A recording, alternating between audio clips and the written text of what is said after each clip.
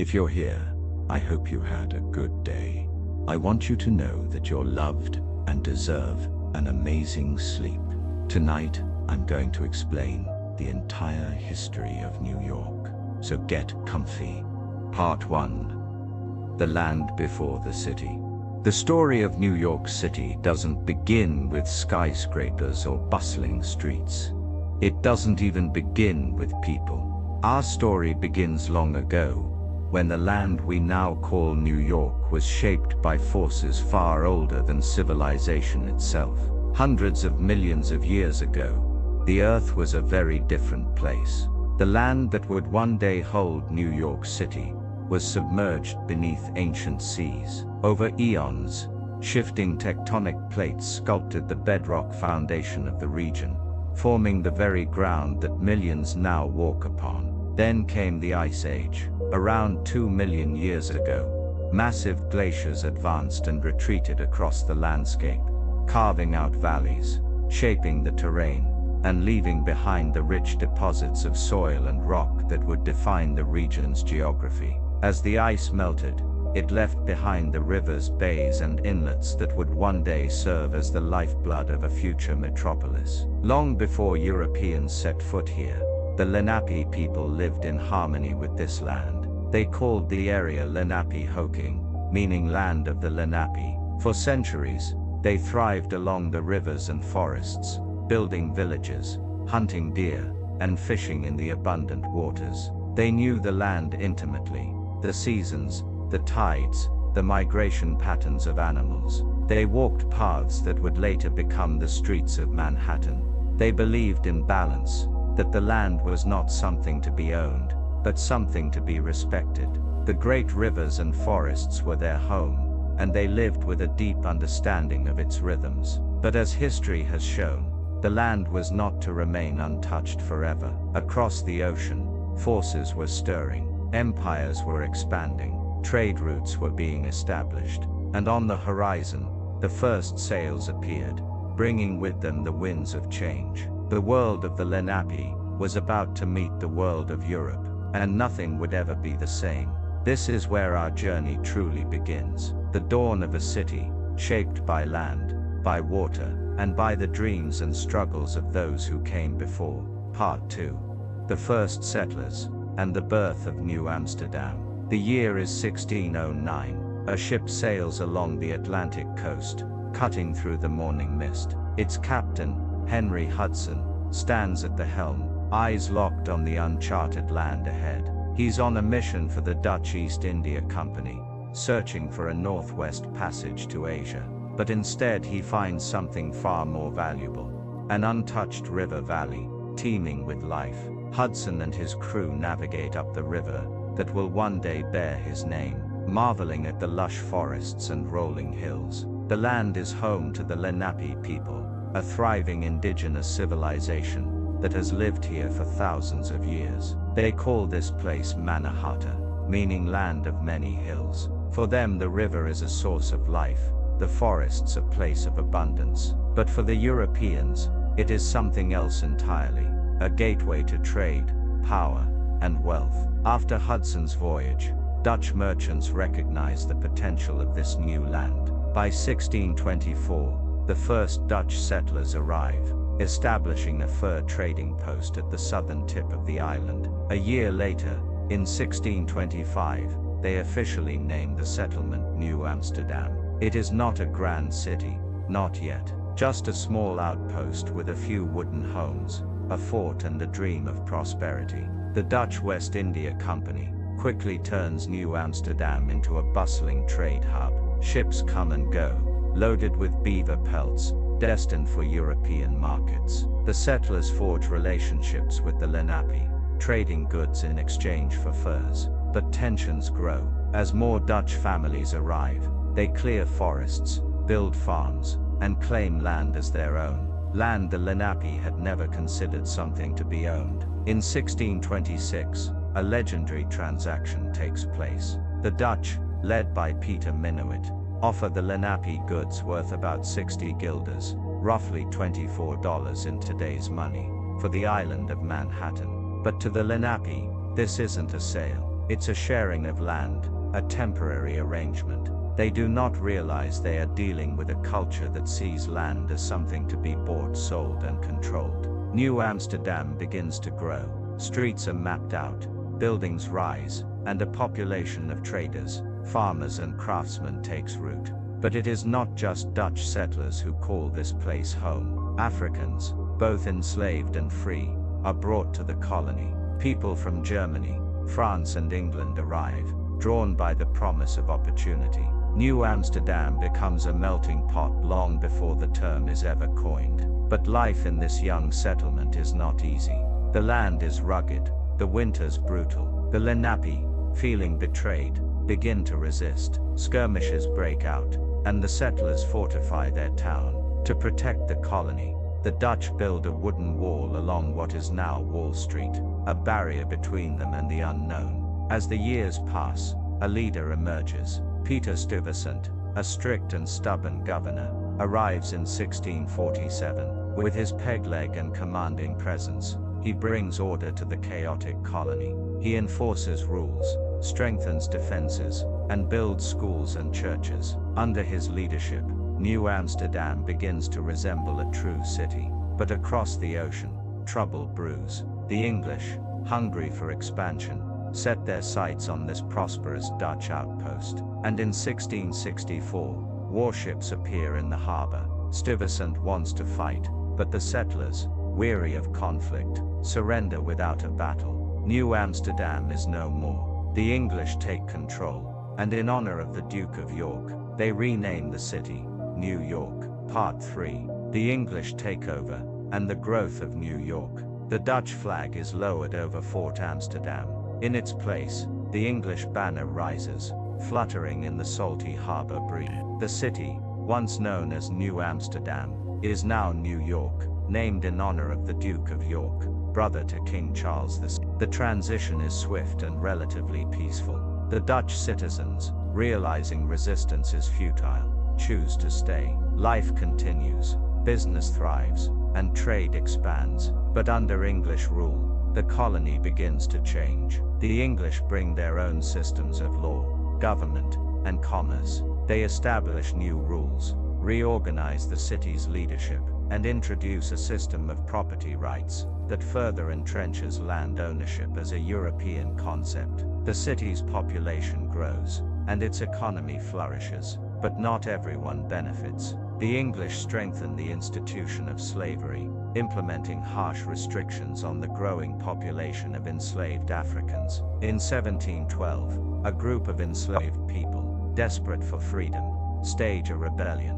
Armed with weapons, they set fire to buildings and attack white colonists. But the uprising is swiftly crushed. The leaders of the rebellion are executed, and new laws make life even harsher for the enslaved. Despite the oppression, New York continues to expand. By the early 1700s, it is a thriving port city. Ships arrive daily, bringing goods from Europe, Africa, and the Caribbean. Merchants grow wealthy, businesses boom, and the city becomes a center of commerce for the British colonies. The layout of the city begins to take shape. Streets are paved, buildings rise, and new neighborhoods form. The wall that once protected the Dutch settlement is torn down, making way for a bustling marketplace, Wall Street. At the heart of the city stands Trinity Church, completed in 1698. It is more than just a place of worship. It is a symbol of New York's growing influence. The churchyard becomes a resting place for some of the city's most prominent figures. But beneath the surface, tensions simmer. The city is a mix of cultures, religions, and classes. The wealthy elite live in grand homes, while the poor struggle to survive. Immigrants arrive in droves, each bringing their own traditions and beliefs. One of the most famous immigrants is a young printer's apprentice named Benjamin Franklin. Though he doesn't stay in New York for long, he leaves behind ideas that will shape the future of the American colonies. By the mid-1700s, New York is the second largest city in the American colonies, trailing only Philadelphia. It is a city of opportunity, ambition, and wealth, but it is also a city of inequality. unrest, and growing dissatisfaction with British rule. As the century progresses, tensions between the colonies and Britain escalate. Taxes, trade restrictions, and heavy-handed policies fuel resentment. The seeds of revolution are planted, and soon, New York will find itself at the center of a fight for independence. Part 4. Revolution and Occupation. The year is 1765. The streets of New York are filled with anger. A new British law, the Stamp Act, has been imposed on the colonies, taxing everything from newspapers to legal documents. The people are furious. Merchants, lawyers, and everyday citizens gather in protest. The Sons of Liberty, a secret organization formed to resist British rule, begins to take shape. New York is becoming a hotbed of revolutionary activity. The city's strategic location, and its role as a major port, make it a key player in the growing conflict between Britain and the American colonies. British soldiers patrol the streets, but tension continues to rise. In 1770, the Boston Massacre sends shockwaves throughout the colonies. Though it happens miles away, the news spreads quickly. New Yorkers feel the weight of British oppression, and resistance only grows stronger. By 1775, the situation has reached a breaking point. The battles of Lexington and Concord ignite the Revolutionary War, and New York prepares for the inevitable. That summer, George Washington arrives with the Continental Army. He knows New York is a crucial battleground. Whoever controls the city will control the war's supply lines. The following year, on July 9, 1776, New Yorkers gather at the Common, what is now City Hall Park. They listen as the newly drafted Declaration of Independence is read aloud. The crowd erupts in cheers. That night, patriots tear down a statue of King George III and melt it into bullets. War has come to New York, but the fight does not go well for the Americans. In the summer of 1776, the British launch a massive invasion. Over 30,000 British troops, including German mercenaries known as Hessians, land on Staten Island and Long Island. Washington's forces are outnumbered and unprepared. The Battle of Brooklyn, also known as the Battle of Long Island, is a disaster for the Continental Army. British forces overwhelm the Americans, forcing Washington into a desperate retreat. Under the cover of night and heavy fog, he leads his troops across the East River, narrowly escaping total destruction. The British take New York. The city becomes an occupied territory, a loyalist stronghold under British control.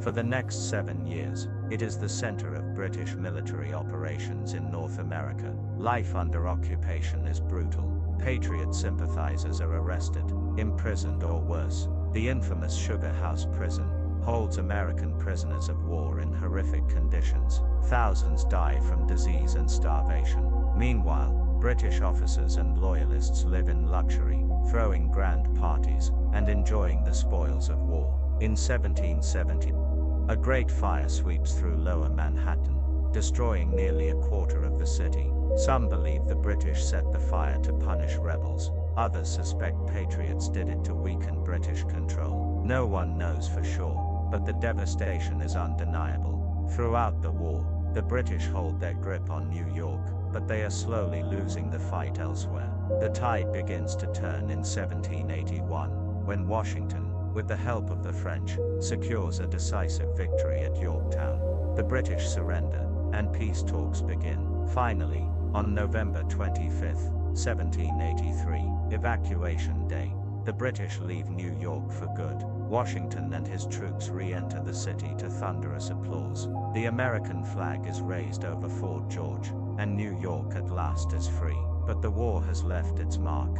The city is in ruins, buildings burned, and the economy shattered. Yet New York is resilient. It will rebuild, and in the years to come it will rise to become the most powerful city in the new United States. Part 5. Rebuilding and the Birth of a Nation. New York stands at a crossroads. The year is 1783. The British have finally left, but the city is in shambles. Burned out buildings, empty streets, and a struggling economy paint a grim picture.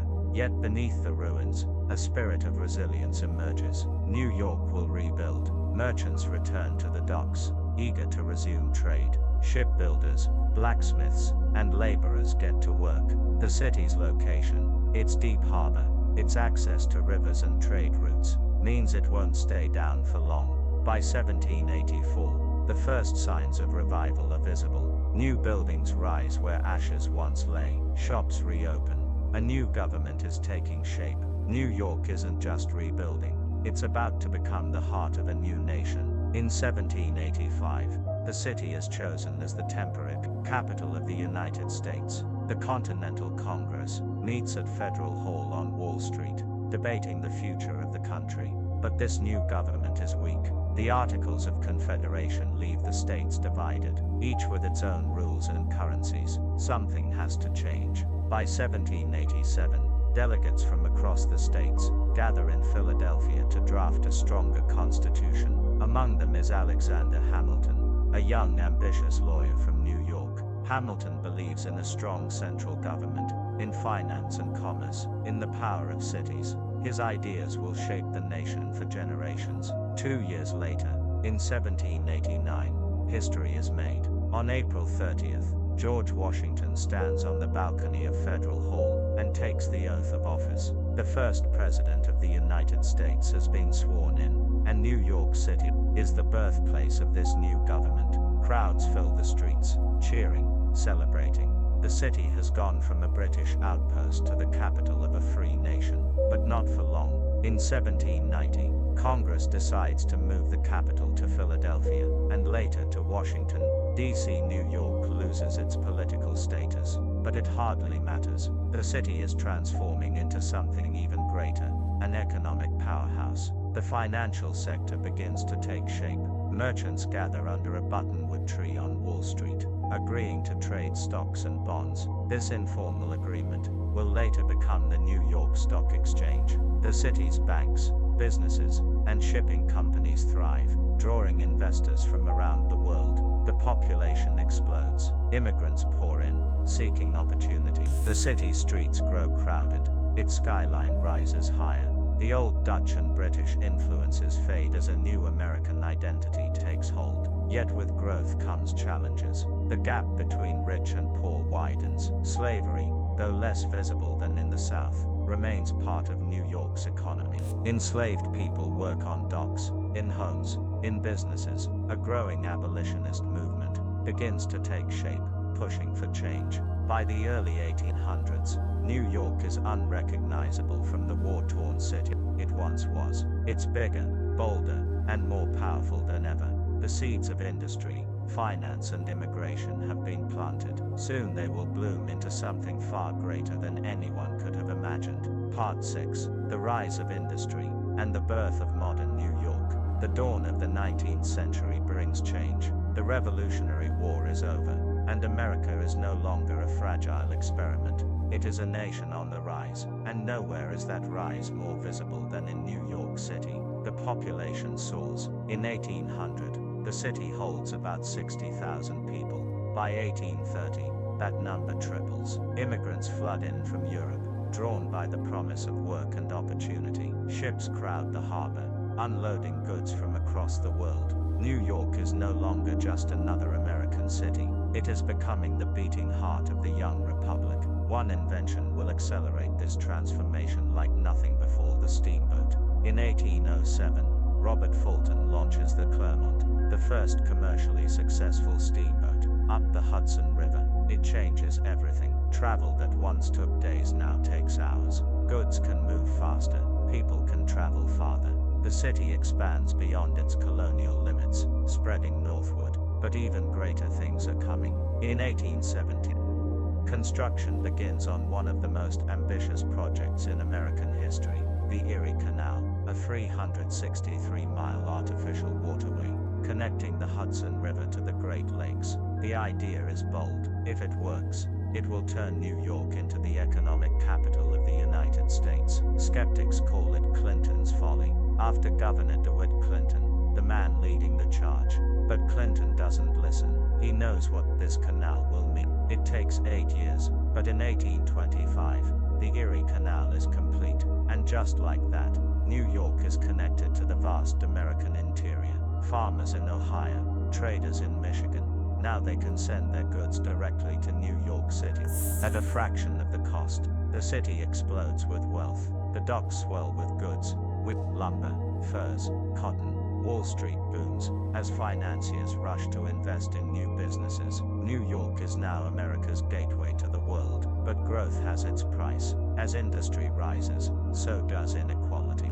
The rich live in elegant townhouses downtown, while the poor cram into disease-ridden tenements. The working class toils in factories and shipyards for little pay. Child labor is common. Fire hazards are everywhere. Sanitation is an afterthought. Yet despite these struggles, the city thrives. Innovation is everywhere. In 1811, city planners lay out the commissioner's plan, the blueprint for New York's famous grid system. Streets and avenues are drawn in perfect order, from 14th Street all the way to 155th. The plan is ambitious. It's designed for a city of 1 million people, even though New York is still far from that. But the vision is clear. This city is meant to grow, and grow it does. In 1835, disaster strikes. A massive fire breaks out in the financial district, destroying hundreds of buildings. The damage is catastrophic, but instead of breaking the city, it fuels its reinvention. Brick and stone replace wood. Gas lamps begin lighting the streets. A volunteer fire department is formed, laying the groundwork for the professional force that will follow. At the same time, a new invention is changing how people communicate: the telegraph. Invented by Samuel Morse, it allows near-instant communication over long distances. The first lines are laid between New York and other major cities. Business speeds up. News spreads faster. The city becomes more connected than ever. By the 1840s, another wave of immigrants arrives, driven by famine, war and economic hardship. The Irish come by the thousands, fleeing the Great Famine. Germans follow, escaping revolution and poverty. The city is changing. New neighborhoods form. Little Germany, 5 Points, Hell's Kitchen. Tensions rise between old and new residents, between rich and poor, between nativists and newcomers. Yet despite the struggles, one thing is certain: New York is unstoppable. As the city barrels toward the mid-19th century, it is on the verge of something even bigger: the rise of industry, the fight over slavery, the looming shadow of civil war. New York's story is far from over. It is only just beginning. Part 7: New York in the Civil War and the Gilded Age. By the 1850s, New York City is the undisputed economic capital of the United States. Its docks handle more trade than any other American port. Wall Street is booming, banks are rising, and the city's population is exploding. Immigrants continue to flood in: Irish, Germans, Italians, creating a melting pot of cultures, but also fueling tensions between rich and poor, native-born and newcomer. Yet a storm is coming: the Civil War and the draft riots. In 1861, the Civil War begins. The country is torn apart, North against South. New York is part of the Union, but its loyalties are complicated. Many of the city's elites, businessmen, bankers, merchants, have deep economic ties to the South. They rely on Southern cotton to fuel their textile industries. Many oppose the war, fearing it will disrupt trade. Some even call for New York to secede and become its own independent city-state. But when war comes, New York's factories and shipyards become essential to the Union's efforts. The city supplies troops, weapons and resources. Hundreds of thousands of young men enlist. The war fuels industry and transforms the city's economy. Yet not everyone supports the war. In 1863, Congress passes the first national draft, requiring men to serve in the Union Army. But there's a catch: if you're rich, you can pay $300 to hire a substitute. For the wealthy, it's a loophole. For the working class, it's a death sentence. Anger erupts. On July 13th, 1863, the New York City draft riots begin. What starts as a protest against the draft quickly spirals into one of the deadliest riots in American history. Mobs rampage through the streets, targeting government buildings, businesses, and black residents. The violence lasts for 4 days. The city is in chaos. The Union Army is forced to send troops from the battlefield to restore order. By the time it ends, over 100 people are dead. New York is shaken, but it will recover. The Gilded Age, Wealth and Corruption. As the Civil War ends in 1865, a new era begins, one of unprecedented wealth and excess. The Gilded Age, a time of industry, innovation, and staggering inequality. New York City explodes in size. Mansions rise along Fifth Avenue, home to the new American aristocracy. The Vanderbilts, the Rockefellers, the Morgans. Wall Street becomes the financial capital of the world, with powerful men shaping the future of American capitalism. The stock exchange booms. The first skyscrapers rise. Yet just a few blocks from this wealth, the working class struggles in brutal conditions. Tenement buildings are packed with immigrant families. Factories demand grueling hours for low wages. Child labor is rampant. Disease spreads quickly in the slums. At the heart of it all is Tammany Hall, New York's powerful political machine, led by the infamous boss Tweed. Tweed and his cronies run the city with an iron grip, using bribery, corruption, and patronage to maintain control. They steal millions from the city treasury, all while keeping working-class immigrants loyal through handouts, jobs and favors. But progress is on the way. The rise of modern New York. Despite the corruption, New York is transforming. The Brooklyn Bridge, a marvel of engineering, begins construction in 18. When completed in 1883, it will connect Manhattan and Brooklyn for the first time, reshaping the city forever. Public transportation expands. The first elevated trains are built, allowing people to travel farther than ever before. Plans are drawn up for a subway system, an underground railway that will revolutionize the way New Yorkers move. The arts and culture thrive. The Metropolitan Museum of Art is founded. The Statue of Liberty, a gift from France, is being prepared for arrival, symbolizing hope for the millions of immigrants who will soon pass through Ellis Island. By the end of the 19th century, New York is no longer just an American city. It is a global powerhouse, but the challenges are far from over. The new century will bring even greater changes: skyscrapers, subways, and the birth of the modern metropolis. New York is ready to enter the 20th century. Part 7. New York in the Civil War and the Gilded Age. By the 1850s, New York City is the undisputed economic capital of the United States. Its docks handle more trade than any other American port. Wall Street is booming, banks are rising, and the city's population is exploding. Immigrants continue to flood in, Irish, Germans, Italians, creating a melting pot of cultures, but also fueling tensions between rich and poor, native-born and newcomer. Yet a storm is coming: the Civil War and the draft riots. In 1861, the Civil War begins. The country is torn apart, North against South. New York is part of the Union, but its loyalties are complicated. Many of the city's elites, businessmen, bankers, merchants have deep economic ties to the South. They rely on Southern cotton to fuel their textile industries. Many oppose the war, fearing it will disrupt trade. Some even call for New York to secede and become its own independent city-state. But when war comes, New York's factories and shipyards become essential to the Union's efforts. The city supplies troops, weapons, and resources. Hundreds of thousands of young men enlist.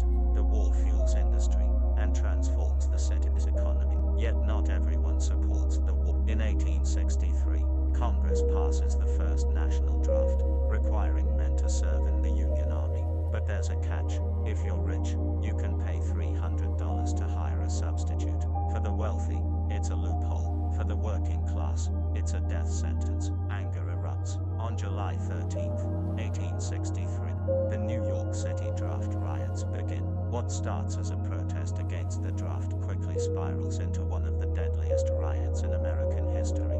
Mobs rampage through the streets, targeting government buildings, businesses, and black residents. The violence lasts for 4 days. The city is in chaos. The Union Army is forced to send troops from the battlefield to restore order. By the time it ends, over 100 people are dead. New York is shaken, but it will recover. The Gilded Age, Wealth and Corruption. As the Civil War ends in 1865, a new era begins, one of unprecedented wealth and excess. The Gilded Age, a time of industry, innovation, and staggering inequality. New York City explodes in size. Mansions rise along Fifth Avenue, home to the new American aristocracy. The Vanderbilts, the Rockefellers,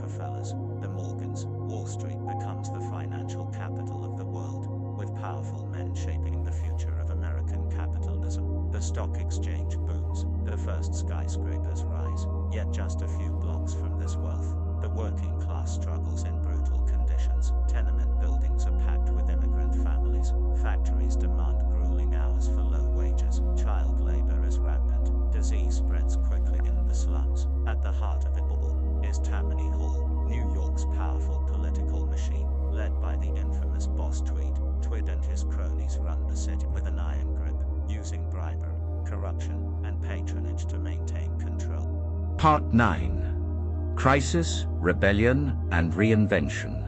The post-war boom has made New York the wealthiest and most powerful city in the world. But beneath the surface, trouble is brewing. The late 1940s and 1950s bring prosperity, yet the coming decades will test the city like never before. The 1950s, expansion and suburbia. New York in the 1950s is a city of contrasts. The skyline soars higher than ever.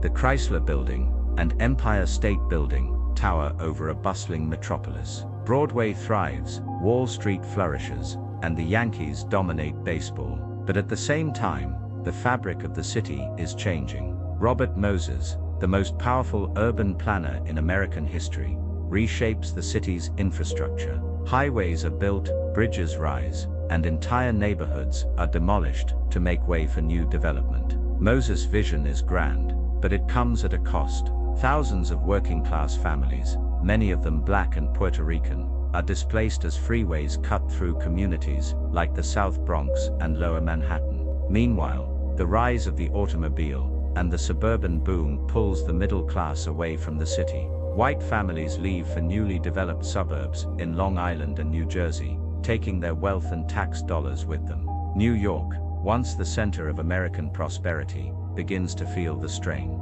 The 1960s, a city on edge.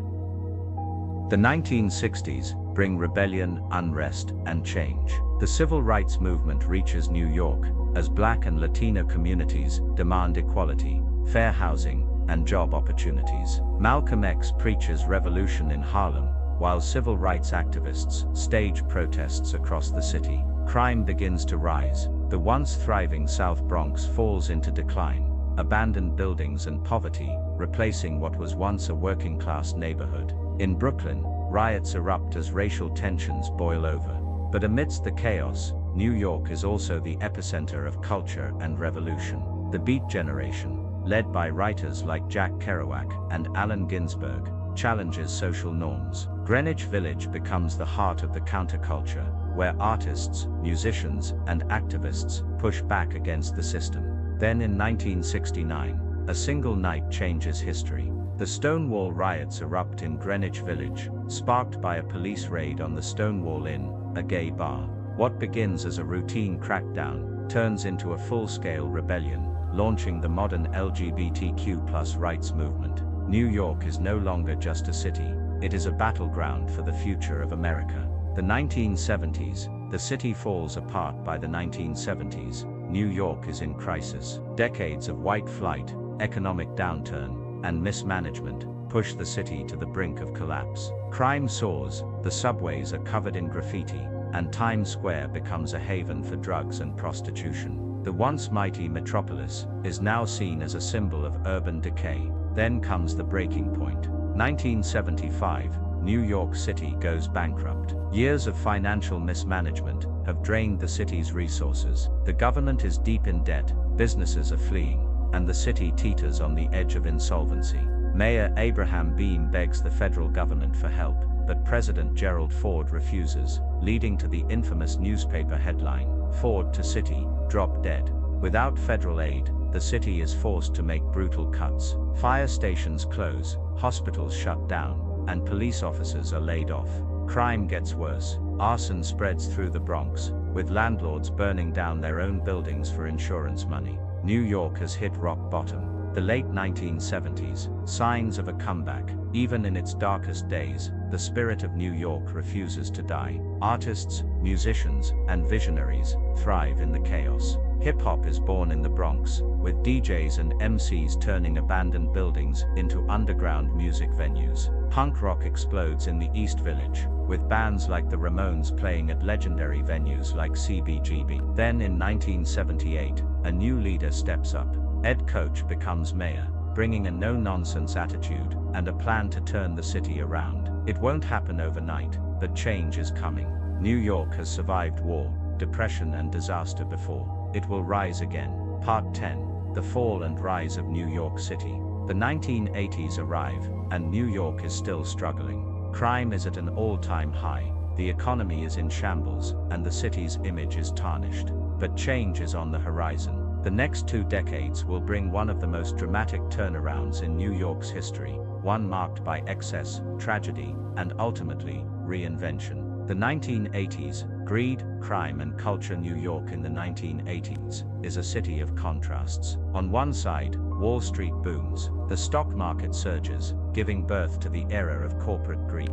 Investment bankers and hedge fund managers make millions overnight. The Twin Towers of the World Trade Center, once seen as symbols of the city's decline, now stand as beacons of economic power. But beyond the skyscrapers, crime and poverty still dominate the streets. The crack cocaine epidemic ravages neighborhoods like the Bronx and Harlem. Murders, robberies, and gang violence skyrocket. The subways are dangerous. Times Square is still filled with crime and prostitution, and homelessness is rampant. At the same time, culture thrives. Hip-hop explodes from the Bronx into the mainstream. Artists like Run DMC, LL Cool J, and Public Enemy bring the city's raw energy to the world. The graffiti-covered subway cars become moving canvases for street artists like Jean-Michel Basquiat and Keith Haring. In the art world, Andy Warhol's factory is still shaping pop culture. Then in 1984, a man named Bernhard Goetz shoots 4 young black men on a subway,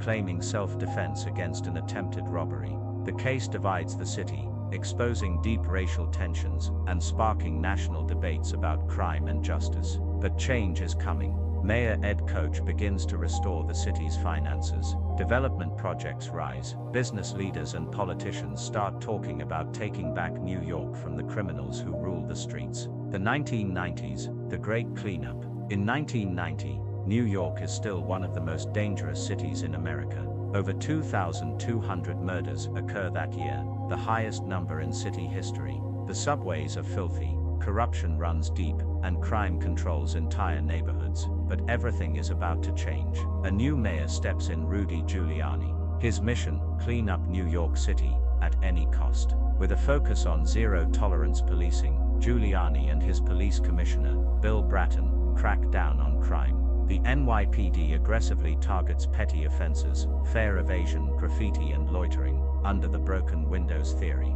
The idea that stopping small crimes will prevent bigger ones. And it works. Between 1993 and 2001, crime drops by over 60%. Murders fall to levels unseen since the 1960s. Times Square is cleaned up, its crime-ridden streets replaced with bright lights, Broadway shows, and family-friendly entertainment. The city is safer than it has been in decades, but not without controversy. Critics argue that the aggressive policing disproportionately targets Black and Latino communities. Stop and frisk policies lead to accusations of racial profiling.